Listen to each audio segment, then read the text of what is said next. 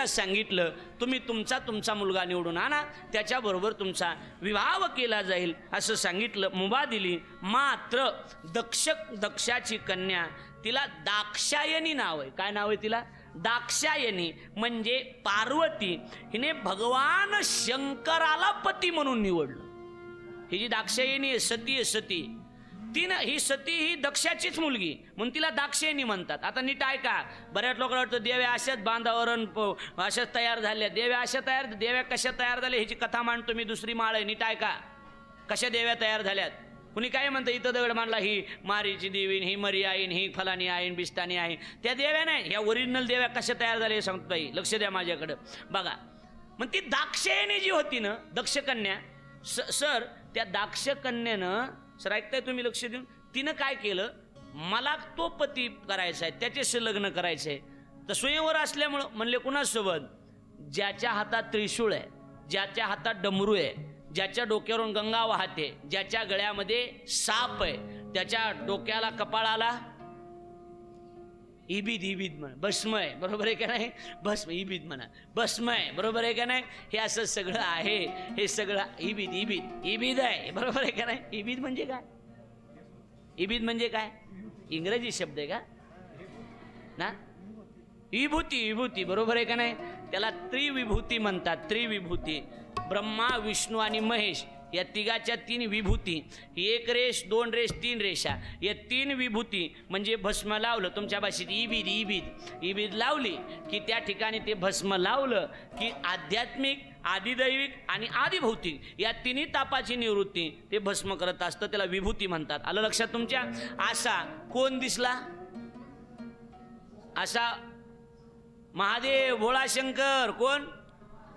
महादेव, बरोबर आहे का नाही? ते महादेवाची निवड केली. आणि त्या दाक्षायणीनं, सतीनं सांगितलं मला लग्न करायचंय ते महादेवा बरोबर करायचंय. कोणाबरोबर करायचंय? महादेवा बरोबर. हे भोळ्या शंकरा आवड तुला, तो का म्हणतात बरं का, हा, आवड तुला बेलाच्या, आवड तुला बेलाच्या पानाची. लक्षात ठेवा, इकडं बघा.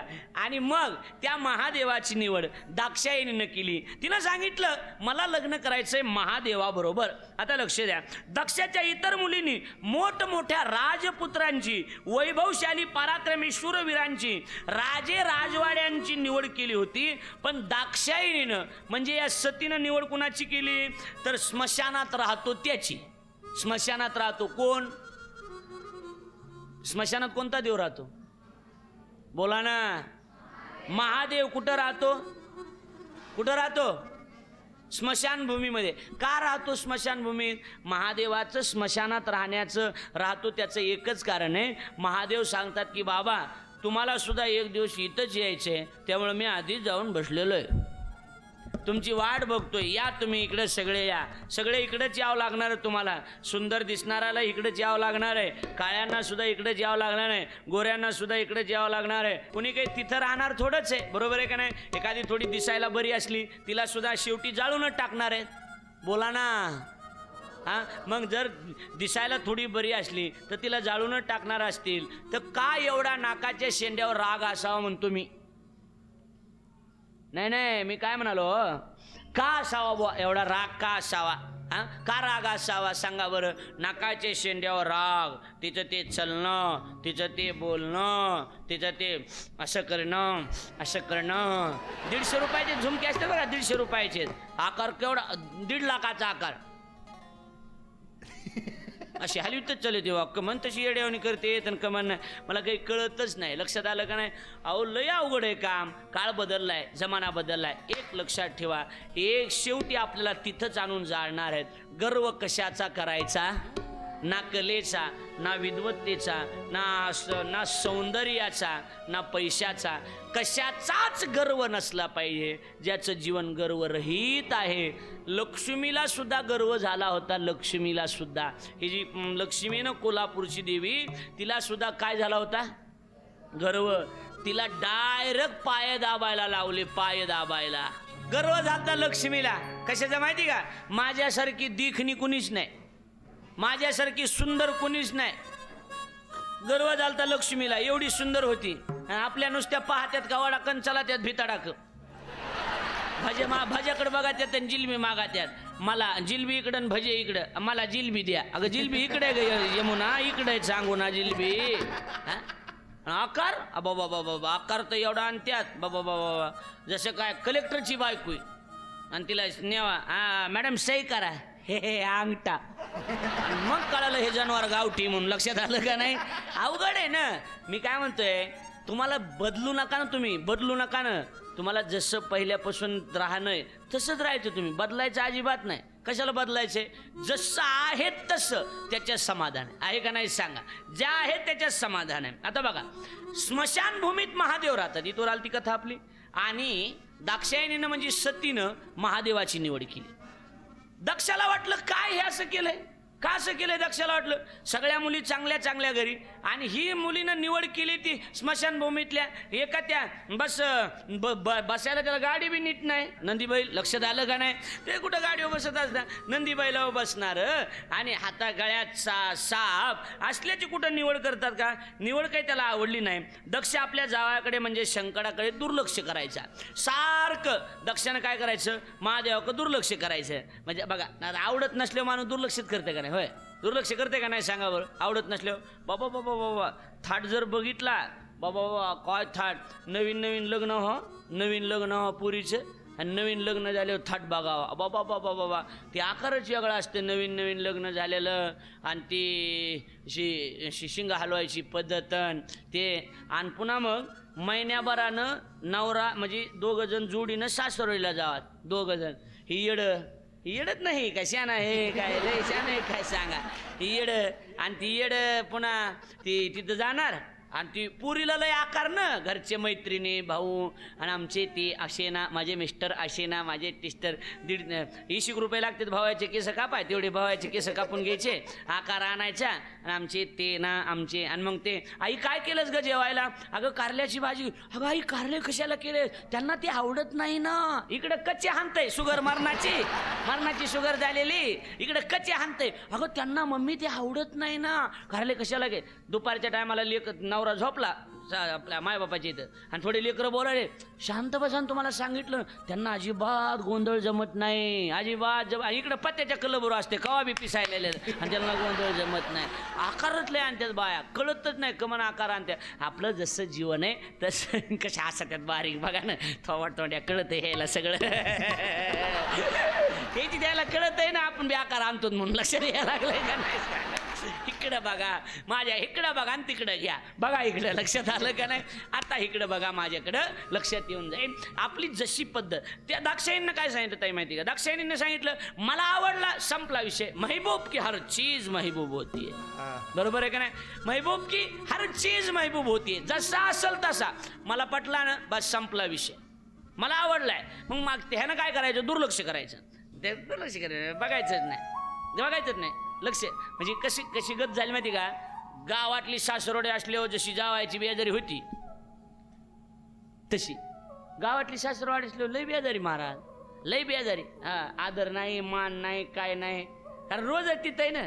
हा, ती उलट सासरात मानणारा. कुठं आम्ही ती पाण्याला आमची कशी आहे ना, बरोबर जावायला जावायचा थाट, बरोबर आहे का नाही? लोय त्याचं वजनच लय असतं वेगळं त्याचं. त्याला चहा नाही, त्याला काय नाही. सासूला म्हणा जावायला 3 टाईम इतत मी याला लक्ष द्यायला लागलं का नाही? त्याच्यामुळं तशी गत झाली. महादेवाला काय करायचं? महादेवाचा तिरस्कार करायचा, लक्ष देत नसता, उचित मान सन्मान करीत नसता. मग काय झालं? एकदा दक्षानं दधीची ऋषीच्या आज्ञेप्रमाणे त्यांच्या नगरीमध्ये एका महायज्ञाचं आयोजन केलं. मोठा यज्ञ ठेवला, आणि यज्ञाला कोण होतं? दधीची ऋषी. दधीची ऋषीने यज्ञ केला. पण दक्षाने काय केलं? हेतुपुरस्पर म्हणजे जाणीवपूर्वक सगळ्याला निमंत्रण दिले, सगळ्याला. आणि महादेवाला निमंत्रण दिलं नाही, कारण त्याला ही निवड आवडलेली नव्हती, पटला नव्हता. इकडं बघा, इकडं बघा, इकडं बघा, लक्ष द्या माझ्याकडं, बघा इकडं. आणि मग त्याला काय का भगवान शिवशंकराला धर्म कार्यासाठी आमंत्रित केलं नाही ना. लक्ष आहे माझ्याकडे. कथा ऐकताय का? अरे हो म्हणा, काहीतरी म्हणा. ऐकताय ना? लेकरच म्हणाले, बाया नसत्या बघायला लागल्यात अशा. ऐकताय ना तुम्ही? लक्ष मान हलवा म्हणजे कळेल. लेकरं बोलत तुम्ही मान हलवा. ऐकताय का? हा हो तरी काय काय तशासाठी बघा काहीच मिळच नाही ना कशाला बरोबर आहे का नाही काहीच मिळ नाही देवीच्या तेल देवीला आणि भूत्याला घाईला असला धंदा झालाय बरोबर आहे का नाही इकडे बघा लक्ष द्या आणि सगळ्याला निमंत्रण दिले महादेवाला मात्र निमंत्रण दिलं नाही आणि मग इकडे बघा लक्ष द्या ही बातमी शिवगणाकडून सतीला कळाली आणि सतीनं महादेवाला सांगितलं की प्रभू वरून विमानं जात आहेत विमानं म्हणले हो कशाचे विमान आहेत म्हणले सती तुझ्या बापाच्या इथं यज्ञ दधीची रुची यज्ञाला आलेत देव्या कशा तयार झाल्या ही कथा आहे हा आणि ती दधीची ऋषीने यज्ञ केलाय आणि तुझ्या बापानं खर्च केलाय आणि सगळ्यांना निमंत्रण दिले सतीनं सांगितलं मग आपल्याला नाही निमंत्रण म्हणले आपल्याला का निमंत्रण नाही म्हणले आपल्याला निमंत्रण नाही त्याचं कारण एकच आहे म्हणले काय कारण आहे तुझ्या बापाला मी आवडत नाही ना तुझ्या बापाला मी आवडत नाही ना त्याच्यामुळे आपल्याला निमंत्रण दिलं गेलेलं नाही सतीने एकच सांगितलं ठीक आहे तुम्हाला नसेल राग त्यांचा तुमच्यावर असेल ना माझ्या बापाच्या इथं जर यज्ञ तर मला अडचण काय जायला महादेवाने सांगितलं जाऊ नको कहा गे कल्याण होई ज्या घरी आपलं अकल्याण निश्चित त्या घरी माणसानं जायचं नसतं लक्षात येते माझं बोलणं इकडे बघा ताई सगळ्यांनी ऐका सगळ्याने आपल्याला जाणीवपूर्वक ज्या लोकांनी बोलवलं नाही ना त्यांच्या घरी जायचं नाही कधीच जायचं नाही तुम्ही आपलं मला बोलवायचं इसरले असतील इसरले नाही तुला सांगायचं नव्हतं तिला जायचं नाही कधीच जायचं नाही लक्षात आलं का नाही जिस घर पर आदर मान नहीं उस घर पर जाना ना चाहिए कळलं का नाही कळलं पुन्हा ऐका कबीरदासजीचे जिस घर पर आदर मान नहीं उस घर पर जाना ना चाहिए चाहे कितना प्यारा हो लड़का उसे सर पे बिठाना ना चाहिए चाहे कितनी प्यारी हो लड़की उसे घर घर घुमाना ना चाहिए चाहे कितना भैया हो दुश्मन उसे भेद छुपाना ना चाहिए चाहे कितनी प्यारी हो पत्नी उसे भेद बताना ना चाहिए किती लाडाची बायको असली तरी दिवाळीला बहिणीला केवड्याची साडी घेतली हे तिला कळू द्यायचं नाही कारण ती तांडव केल्याशिवाय राहणार नाही कारण ती जगदंबा आहे ती भवानी आहे लक्षात आलं का नाही लक्षात ठेवा इकडे लक्ष द्या आणि देवी भागवतात असं वर्णन आहे की स्त्रियांना भांडण करण्याचा अधिकार शास्त्रानं दिलेलाच आहे लक्ष आहे का स्त्रियांना शास्त्रानंच भांडण करण्याचा अधिकार दिलेलाच आहे आणि जरी दिलेला नसता तरी तुम्ही भांडण केलं नाही का मोठाला दगड घालव ह्यांच्या डोसक्याने एकेकीच्या नेऊन सांगावं हां बरं ह्या म्हणायला बी कोण माहिती का ज्याचे लग्न नाही त्या लक्षात आलं का नाही म्हणजे आतापासूनच तयारी दिसायली ह्यांची भाग्यवान असेल येणारा लक्षात आलं का नाही बघा इकडे लक्ष द्या ज्या घरी आपला आदर नाही सती त्या घरी आपण जायचं नाही सतीनं ऐकलं नाही सतीनं सांगितलं मालक तुम्हाला निमंत्रण नाही पण माझ्या वडिलाच्या घरी जर मला जायचं असेल तर निमंत्रणाची मला गरज नाही सती त्या ठिकाणी जायला निघते आता बघा सती त्या ठिकाणी जायला निघते आणि सती निघाल्याच्या नंतर शिवजी म्हणतात सती जाऊ नको सतीला शिवजी काही नीती शिकवतात शिवजी म्हणतात की सती मित्राच्या घरी मित्राला आईवडिलाच्या घरी मुलाला ऐका आईवडिलाच्या घरी मुलाला मित्राच्या घरी मित्राला आणि त्या ठिकाणी गुरुच्या घरी शिष्याला बिगर निमंत्रणाचं जाता येतं लक्षात आलं का नाही आणि मग त्यावेळेला तिनं सांगितलं मग मी तेच म्हणते माझ्याच बापाच्या इथं मला जायचंय मला निमंत्रणाची काय गरज आहे शिवजी पुन्हा 3 गोष्टी सांगतायत शिवजी म्हणतायत की सती त्या ठिकाणी काही ठिकाण अशी आहेत बोलावलं तर जावं काही ठिकाणी बोलावलं तरी जाऊ नये आणि काही ठिकाणी बोलवायची वाट बघू नये मला असं वाटतंय की कथा कीर्तन चालू असेल तर बोलवण्याची वाट बघायची नाही एखादा शहरच्या ठिकाणी तमाशा लोकनाट्य ठेवलेलं असेल तिथं बोलवले त्या ठिकाणी माणसानं बिना बोलवता जावं म्हणतात का जावं? अरे अशा ठिकाणी बोलावलं तरी जाऊ नये, बोलावलं तरी जाऊ नये. आणि एक ठिकाण असं आहे, त्या ठिकाणी बोलावलं तर जावं, लग्न कार्यात बोलावलं तर जावं, नाही तर जायचं नाही. आता बघा ना, शिवजी म्हणतात सती तुला बोलवलं नाही. आता हे सतीचे रूप आहेत सगळ्या देव्या, ते सांगतो मी. सती तुला बोलवलं नाही, जायची गरज नाही. नाही, मला निमंत्रण जरी नसलं तरी मला त्या ठिकाणी जायचंय, कारण माझ्या बापाच्या घरी यज्ञ आहे. कुणाच्या घरी? माझ्या बापाच्या घरी यज्ञ आहे. सती निघते. सती आता यज्ञ कुंडाच्या जवळ येते, लक्ष द्या. आणि यज्ञ कुंडाच्या जवळ सती आल्याच्या नंतर सती लक्ष देते. सती म्हणते की त्या ठिकाणी यज्ञ सुरू आहे, यज्ञात महादेवाला स्थान नाही, ज्या यज्ञामध्ये शिवशंकराला स्थान नाही तो यज्ञ काहीही कामाचा नाही. सती बाप त्या ठिकाणी बसलेला आहे, बाप बोलत नाही. पाया पडायला गेली तर सतीला बाप पाया पडू देत नाही. ऐका, सतीला बाप पाया पडू देत नाही. बहिणी नीट बोलत नाहीत. बहिणी इकडे बघा ना, बहिणी नीट बोलत नाहीत. हा, बहिणी काय म्हणतात माहिती? सती सती म्हणे का तुझ्या मालकानं बंगला बिंगला बांधला का नाही? का तिथंच राहतो जिथं विनाकारण लोक गर्दी करत नाही तिथं? कुठं? स्मशानात तिथंच राहतो. बरोबर आहे का नाही? दुसरी म्हणली सती लॉकेट वगैरे घेतलं का नाही? का मेलेल्या माणसाचे मुंडके अडकवतो? तिसरी म्हणली सती पावडर बिवडर का भस्मच लावतो? मेलेल्या माणसाची राखच लावतो अंगाला. अशी आवेलना करायला सुरुवात केली. कबीरदास महाराज म्हणतात सतीची आवेलना एवढी का केली? कारण या सगळ्या श्रीमंत घरातल्या होत्या आणि ही मात्र गरीबातली होती. हिची आवेलना का होते? त्या सतीची आवेलना होण्याच्या पाठीमागचं कारण एकच आहे की सती गरीबाच्या घरची होती आणि गरीबाच्या घरची आवेलना नक्की होत असते. सख्खी बहीण जरी असली तर श्रीमंत घरातली बहीण आल्याच्या नंतर गरीब बहिणीची टिंगल करतच असते. बरोबर आहे का नाही महाराज? हा, करतच असते. पण यांच्याकडे धन भरपूर होतं, यांच्याकडे पैसा भरपूर होता, पण गरीबाची टिंगल त्या ठिकाणी करत होत्या. लक्ष द्या गड्या, माझ्याकडं पैसा असला म्हणजे सगळंच मिळतंय असं अजिबात नाही.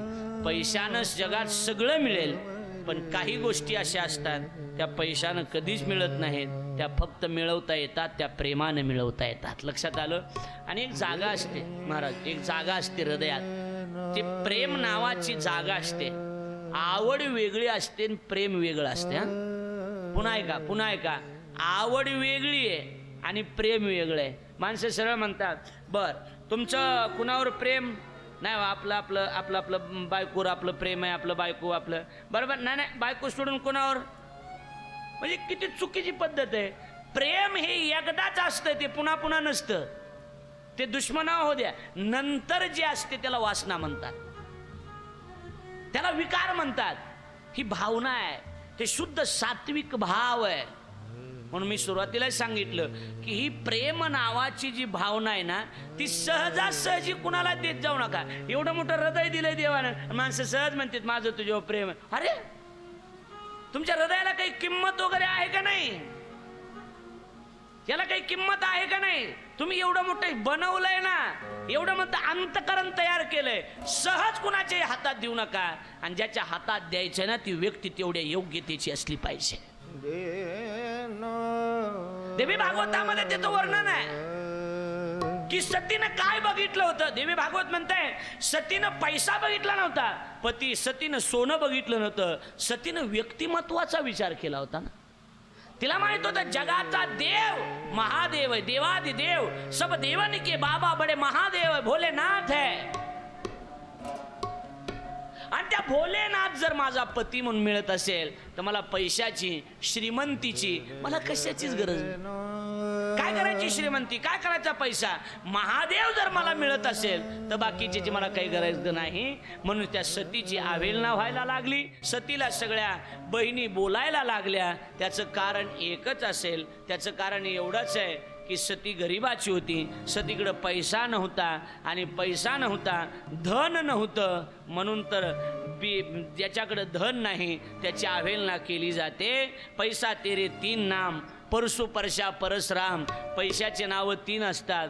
एक परसू, दुसरा परशा, तिसरा परसराम. कबीरदास महाराज म्हणतात या जगामध्ये सगळे पैशाच्याच लायकीचे आहेत, पैशाच्याच जवळचे आहेत, आपलं कोणी नाही. जोपर्यंत आपल्याकडे पैसा आहे तोपर्यंत लोक जी जी जी जी शेठजी, जी जी सर, जी जी मॅम, जी मॅम, मॅम म्हणतात. पुन्हा मॅडम बी नाही, अर्धवट केलंय. मॅम मॅम, जी मॅम. कुठून आणते शब्द रचना, कुठून नाही, त्याचा काही मेळ लागत नाही, काय नाही. जी जी जी. आता पहिलं चांगलं आई म्हणायचे, त्याच्या आधी माय म्हणायचे, पुन्हा आई म्हणायचे, पुन्हा मम्मी म्हणायचे. अजून ह्या शिकलेल्या थोबाट तोंड्या पुरीने मध्येच आणला मॉम. मॉम काय, मॉम काय कळतच नाही. मॉम आहे का बॉम्ब आहे, नेमका काही मेळ लागा ना काय नाही. बरं आता पप्पा ठीक होतं का नाही, डॅडी बी ठीक होतं. डॅड, नेपाळमध्ये कुत्र्याला डॅड म्हणते, हे तुम्हाला माहीत नाही. काही नवं नवं काढतात, नवं नवं काढतात. बरोबर आहे का नाही. बायकोला पहिलं माणसं नावानं सुद्धा बोलत होते का? हो बोलत होते का सांगा. नावानं बी बोलत नव्हते माणसं महाराज. जुने माणसं म्हणते, अजून सांगते, अरे तुझे आजीन मी लग्न झाल्यापासून पुढे 6 वर्ष आम्ही बोलत सुद्धा नव्हतो. म्हणून ते का नाही सांगा, बोलत सुद्धा नव्हतो. आणि इशाऱ्यावर तर असायचं सगळं. बरोबर आहे. नाव घ्यायचं नाही, काय नाही, काय नाही, नुसतं असं म्हणायचं.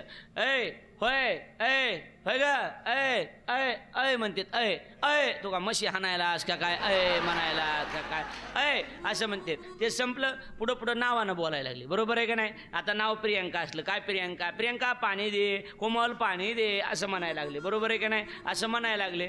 त्याच्या पुढं ते संपलं. सोनू, सोनू, बरं ठीक आहे बा, सोनू ठीक आहे. आता नवीन काढलं, पिल्लू. बिघडलेत का माणसं, काही मला कळत नाही, काहीच नाही. पिल्लू, ए पिल्या. आता किंवा मांजरीचं पिलू का काय, पिलू म्हणायला. पिलू 120 किलोचं पिलू. असं रस्त्यानं चालायला लागलं पिलू, तसं गेंडा आल्यावर दिसायला लागले. आणि पिलू म्हणे, पिलू पिलू आहे ते काय पिलू. मग मी काय म्हणतोय, म्हणेनच का पिलू, पण पिलू म्हणायसारखा आकार तरी पाहिजे त्या पिल्याला. लक्ष द्यायला लागले का नाही. हे पिलू नाही, पिंडीचं पोत आहे, पिंडीचं पोत. आणि पिल्लो म्हण भजने, हो भजने, भजने. दराडे बोनी म्हणावं का बायकोला पिलू सांगा. मगापासून ह्यांचं सांगायलोय, पण नाव घेता येत नव्हतं मला, आता घेतलं. बायकोला पिलू म्हणत असतील का सांगा बरं. काही नवा नवा नवा नवा काळ निघाला, ट्रेंड म्हणतात, ट्रेंड. बरोबर आहे का नाही. कशाचाही ट्रेंड निघाला. आता लक्ष द्या, माझ्या म्हणजे लक्षात येऊन जाईल. आपला मुद्दा एवढाच आहे की त्यावेळेला सतीची अवहेलना झाली आणि सतीनं विचार केला, आता जर मी परत गेले तर मला शिवजी बोलतील. आणि शिवजी काय म्हणतील माहिती का. आणि अधूनमधून दाक्षायणी म्हणतात, मग मला ह्या बापाची आठवण होईल. त्याच्यामुळं मला आता परत जायचं नाही आणि ह्या बापाचं तोंड बघायचं नाही. पण तेवढ्यात सादर मिली भली एक माता. देवी भागवत फार सुंदर वर्णन करते. तिथं आई भेटली. आई कोण भेटली. आई भेटली. आणि आई आईच असते. आई आईच असते. बरोबर आहे का नाही. शेवटी आई, आईबद्दल मी किती बोलतो, अनेक वेळेला कथामध्ये बोलतो. आई हा विषयच वेगळा आहे. आई हा विषय शब्दाचा नाही, आई हा विषय अंतकरणाचा आहे. आई हा विषय हृदयाचा आहे. आणि हाही विषय देवीचाच आहे ना, हाही आईचाच आहे ना. जगदंबा आईच आहे नाही सुद्धा. कारण आपल्याकडे देवीचा गजर करताना कसा गजर आहे माहिती का. आई राजा उद उद. आई राजा म्हणजे ही जगाची माय आहे. ही जी दिसते ना तुम्हाला, ही जगदंबा, ही जगाची माय, जगाची देवी आहे. मी काय म्हणतोय लक्षात येते. ही जगाची देवी आहे, ही जगन्माता आहे. आणि जग दाखवणारी आपली घरातली जगन्माता आहे. त्याच्यामुळं कोल्हापूरची असू द्या, माहूरची असू द्या, यांना ज्या देवीला जेवढं स्थान आहे ना, आपल्या सामान्य माणसाने जन्म देणाऱ्या सुद्धा देवीला तेवढं स्थान दिलं पाहिजे, असं देवी महात्म्यात वर्णन आहे. तेवढं स्थान असलं पाहिजे, तेवढं केलं पाहिजे. आणि घरातल्या देवीला दुखवत असत आणि सगळ्या देव्या जर करीत असताल, 51 शक्तिपीठे केले आणि घरातली देवी शक्तिपीठाचा विचार नाही केला, नाही देवी तुम्हाला पावणार. तुम्हाला देवी पावणार नाही, लक्षात ठेवा. आता बघा माझ्याकडं, म्हणजे तुमच्या आता बरोबर लक्षात येऊन जाईल, परफेक्ट विचार कळेल तुम्हाला. की आईनं सांगितलं, सती तुला निमंत्रण नव्हतं तर कशाला आलीस तू. माझ्याकडे लक्ष आहे ना तुमचं, ऐकताय ना, सिरियल लक्षात आहे ना. तुला निमंत्रण नव्हतं तर कशाला आलीस. त्यावेळेला सतीनं सांगितलं, आई मला वाटलं होतं माझ्या बापाच्या घरी यज्ञ आहे, मला निमंत्रणाची काय गरज आहे? एक वाक्य सांगू द्या. मुलीवर सगळं काही रुसावं, पण मुलीवर माहेरानं कधी रुसायचं नसतंय. एखाद्या वेळेला मुलीवर सासर रुसला हरकत नाही, पण मुलीवर माहेरानं कधी रुसायचं नसतंय. सांगू, ज्या दिवशी मुलीवर सासरही रुसलं जातंय, माहेरही रुसलं जातंय, नवराही रुसला जातोय आणि बापही रुसला जातोय, त्या दिवशी मात्र पेपरला बातम्या येत असतात, विवाहितेचा आत्महत्या. आत्महत्येसारखे जे बातम्या येतात ना, कारण तिच्या जीवनामध्ये दुसरा पर्यायच उरलेला नसतो. कारण नवऱ्यानं, सासऱ्यानं, सासूनं दुःख दिलं तर ते मायबापाच्या पुढं मांडता येतं, पण ज्या दिवशी माहेरच मुलीवर रुसून बसेल ना, ते दुःख कुणा पुढं मांडायचं? देवीचीच कथा असल्यामुळे मला ह्या गोष्टी तुमच्या पुढं मांडाव्या लागतील. किती सुंदर आहे हे बघा. हे कथा तर आपल्याला सांगायच्यात, पण कथा नेमकं काय सांगतात, कथेचा भाव काय आहे, सिद्धांत काय आहेत, ह्या गोष्टी तुमच्या पुढे मांडायच्या. लक्षातच ठेवा, लक्षातच ठेवा. दोन गोष्टी आहेत प्रामुख्यानं. बघा इकडं, लग्न होत नाही तोपर्यंत बापाची इज्जत सांभाळायची असते, लग्न झाल्याच्या नंतर नवऱ्याची इज्जत सांभाळायची असते. जी तारुण्यामध्ये बापाची आणि लग्न झाल्यानंतर नवऱ्याची इज्जत सांभाळत असते ना, ती स्त्री या जगामध्ये काहीतरी चांगलं कार्य करून दाखवत असते.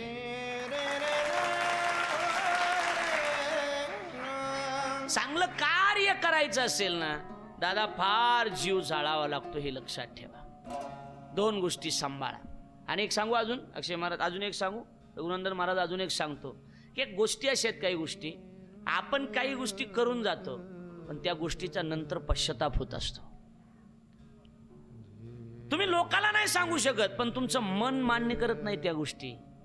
ताई, एखादी गोष्ट चुकीची झाली ना, रात्रभर झोप येत नाही. काम एवढं चांगलं केलं पाहिजे की पलंगावर मुंडक टाकल्या बरोबर झोप लागली पाहिजे. अजून बोलू, अजून बोलू, अजून बोलू.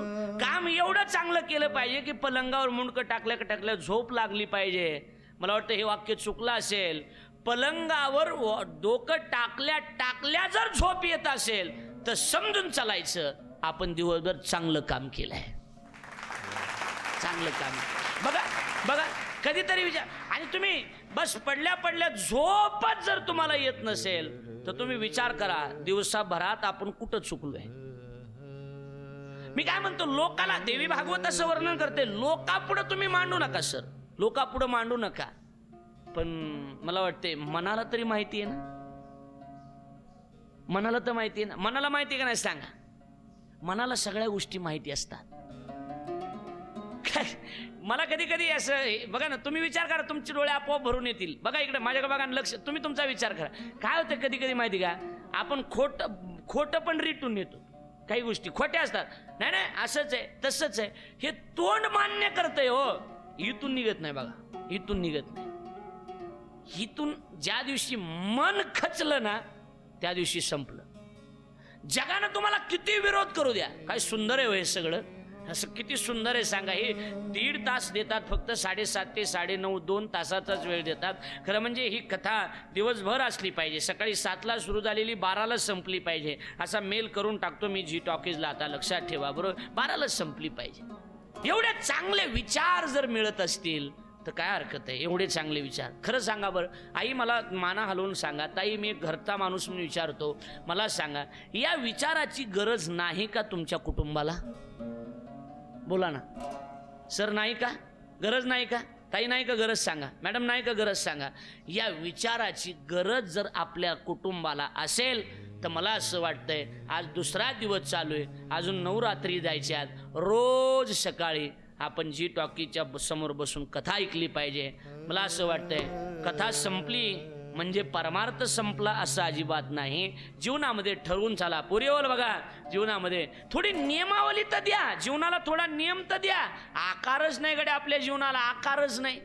कुत्र्यासारख्या भाकरी खातो आपण, वाघासारखे पळत राहतो, सश्यासारखे झोपतो. कळते का माझं? वच वच वच वच वच खायचं, खाण्याचं सुद्धा नियोजन असलं पाहिजे. ताट वाढण्याचं सुद्धा शास्त्र आहे. ज्ञानेश्वरीत वर्णन केलं ज्ञानोबराने. ताट एवढं सुंदर वाढलं पाहिजे ताई, नीट ऐका महिलांनी, एवढं सुंदर ताट वाढलं पाहिजे. खाण्याची ज्याला इच्छा नाही ना त्याला सुद्धा 2 चपात्या केल्या पाहिजे. मांडणी एवढी सुंदर असली पाहिजे. भात त्या ठिकाणी, त्याच्यावर तूप, एका बाजूला स्वच्छता असली पाहिजे त्याला. आपलं वरण आणि आपलं सांबर जर बघितलं तर गंगाचं पाणी आणि सांबर सारखंच असते आपलं. आणि आपण म्हणलं नवऱ्या जेवायला घ्यायला हाताला का गोळा उठला का घ्यावा की हातानं, चव राहत नाही त्याच्यात, चव राहत नाही. लक्षात ठेवा, करणं पवित्र पाहिजे आणि चांगल्या गोष्टी असल्या पाहिजे. कळतंय बोलणं माझं? आता माझ्याकडे लक्ष द्या, 1 मिनिटासाठी लक्ष द्या, म्हणजे तुमच्या बरोबर मुद्दा लक्षात येऊन जाईल. मी का सांगतोय, कशासाठी सांगतोय ते आता लक्ष द्या. आता लक्ष देऊन ऐका. आता मी तुम्हाला हे सांगत होतो, हा मुद्दा सांगत होतो की संस्काराची ही गरज आहे आणि मन मान्य करत नाही काही गोष्टी. बरोबर आहे, मन मान्य करत नाही. आता इथून पुढं एवढं चांगलं जगायचं आहे आणि एखादा आदर्श व्यक्ती चांगला डोळ्यासमोर ठेवायचा आहे. इथून पुढं लोकांनी नाही मान्य केलं हरकत नाही, पण मनानं आपलं वागणं मान्य केलं पाहिजे. आणि ज्याचं मन मान्य करताना त्याला दुसऱ्याच्या दारात जायची गरज नाही. ज्याचं मन मान्य आहे त्याचा देव सुद्धा त्या ठिकाणी सगळ्या गोष्टी मान्य करत असतो. आता बारीक आहे का? आता लक्ष देऊन ऐका, म्हणजे लक्षात येऊन जाईल तुमच्या. सतीनं विचार केला नेमकं काय केलं पाहिजे. मन मान्य करत नव्हतं. जिवंत परत जाणं हे मन सतीचं मान्य करत नव्हतं ना. बरोबर आहे की नाही? दुनियाचे पाप करायचे, मरणाचे पाप करायचे, कोणाला काय कळतंय म्हणायचं. जमतंय का सांगा ना? काही जमत नाही. पापी मन हे पाप करोनी, पापी मन हे पाप करोनी, सैरा वैरा पळतैर. अरे काय काय केलंस भल्या माणसा, देवाला सार कळतैर. काय काय केलंस भल्या माणसा, देवाला सार कळतैर. काय काय केलंस भल्या माणसा, देवाला सार कळतैर. काय काय केलंस भल्या माणसा, देवाला सार कळतैर. पाप करोनी पापी मन हे, पाप करोनी पापी मन हे, सैरा वैरा पळतैर, पळतैर. अरे काय काय केलंस भल्या माणसा, देवाला सार कळतैर. काय काय केलंस भल्या माणसा, देवाला सार कळतैर. काय काय केलंस भल्या माणसा, देवाला सार कळतैर. काय काय केलंस भल्या माणसा, देवाला सार कळतैर. शाबास. बरोबर आहे का नाही? पाप करोनी पापी मन हे. इकडे बघा. पाप करोनी पापी मन हे, सैरा वैरा पळतैर. अरे काय काय केलंस भल्या माणसा, देवाला सार कळतैर. काय करतात? अंधारातलं कळतंय, उजाडातलं कळतंय, सगळं देवाला कळतंय ना. त्याच्यामुळं कुणाच्या नजरेत कसे आहात हे महत्वाचं नाही, देवाच्या नजरेत चांगले असले पाहिजे हे महत्वाचं आहे.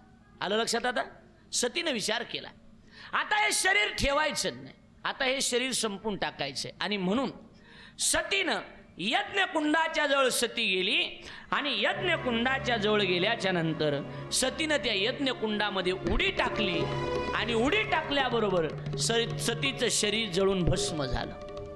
ऐकताय लक्ष देऊन? इथून देवीची सुरुवात आहे. इथून देवीची. आता ही सती म्हणजे पार्वती महादेवाची पत्नी. अलग लक्षात तुमच्या? आता लक्षात येईल. सतीनं यज्ञकुंडात उडी टाकली, सती जळून भस्म झाली. ही बातमी शिवगणामार्फत शिवजीला कळाली. शिवजीला राग आला, क्रोधायमान झाले शिवजी. आणि शिवजीला राग आला आणि रागाच्या भरामध्ये त्या ठिकाणी वीरभद्र नावाचा एक राक्षस आहे. त्या वीरभद्राची उत्पत्ती, जटेतून एक केस उपटला, फेकली, वीरभद्राची उत्पत्ती झाली. शिवजी त्या ठिकाणी आले आणि सगळ्या शिवगणांनी, भूतांनी त्या यज्ञाचा नाश केला, विध्वंस केला. तेवढंच नाही, वीरभद्रानं त्या दक्षाचं मुंडकं त्या ठिकाणी उडवून टाकलं. ऐकताय लक्ष देऊन? दक्षाचं मुंडकं उडवलं गेलं आणि दक्षाचं मुंडकं उडवल्याच्या नंतर आता महादेवानं जळालेलं ते सतीचं प्रेत बघितलं, अर्धवट जळालेलं शरीर बघितलं आणि ते अर्धवट जळालेलं शरीर बघून त्या शरीराला खांद्यावर घेतलं. इकडे ऐकता ना तुम्ही लक्ष देऊन? शरीराला खांद्यावर घेतलं. त्या ठिकाणी विरह झाला. महादेवाचा कंठ दाटून आला, कारण सतीवर तेवढं प्रेम होतं.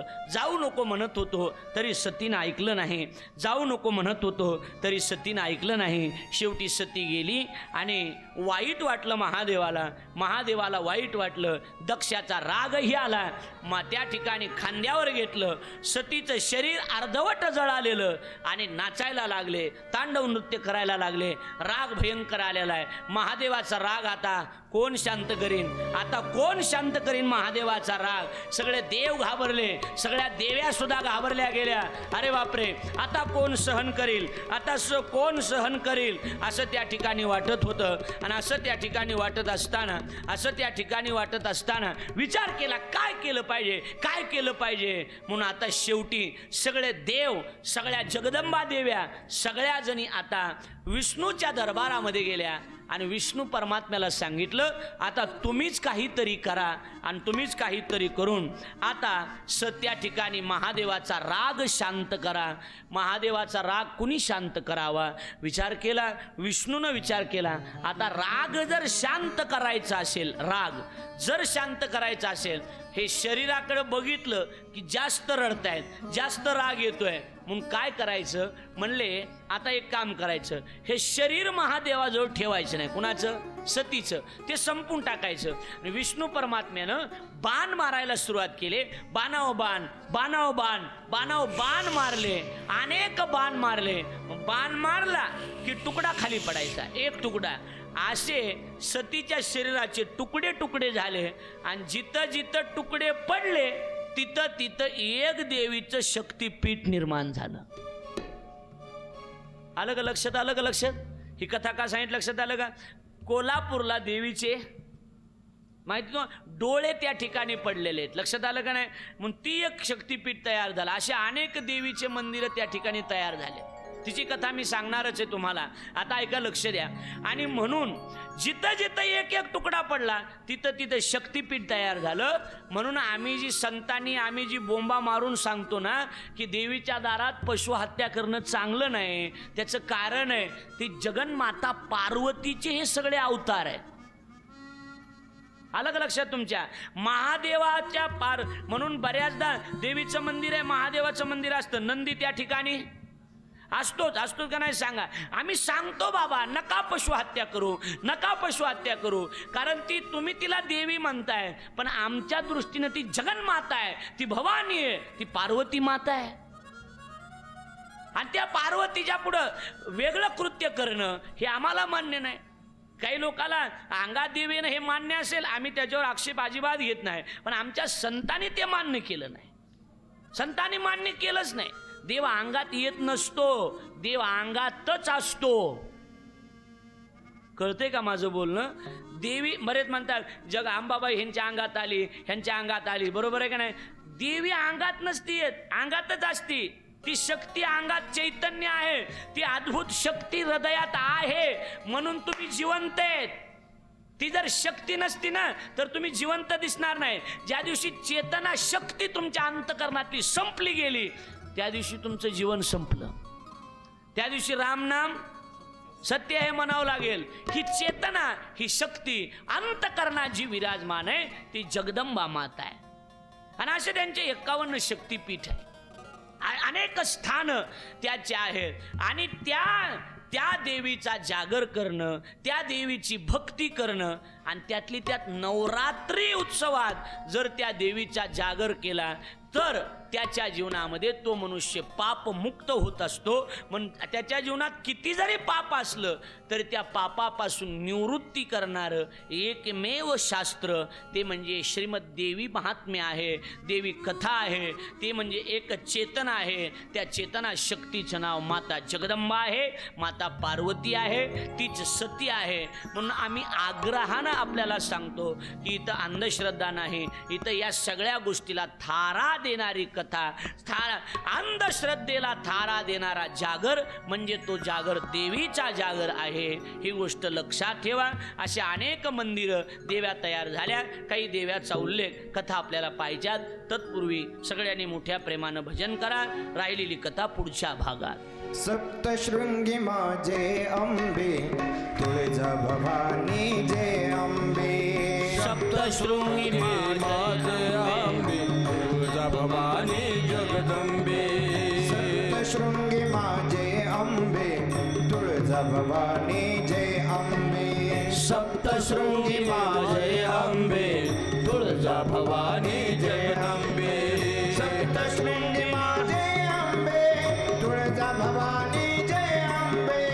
सप्तशृंगी माझे अंबे तुळजा भवानी जय अंबे.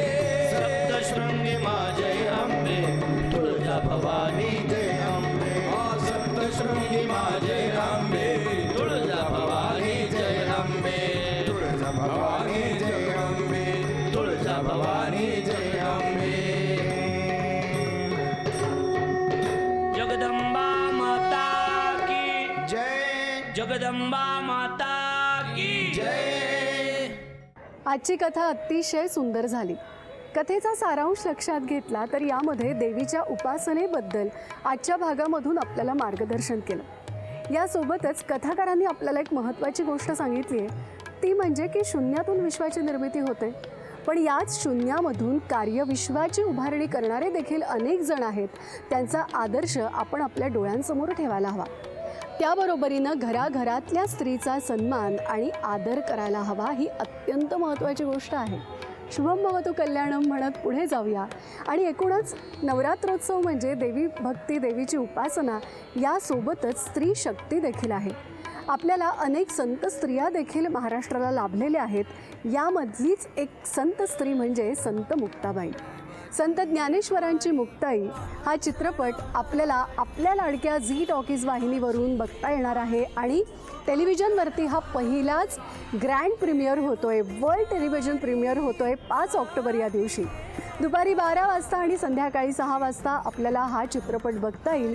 तेव्हा नक्की बघा संत ज्ञानेश्वरांची मुक्ताई. आणि आता वेळ झाली आहे या भागात इथेच थांबण्याची.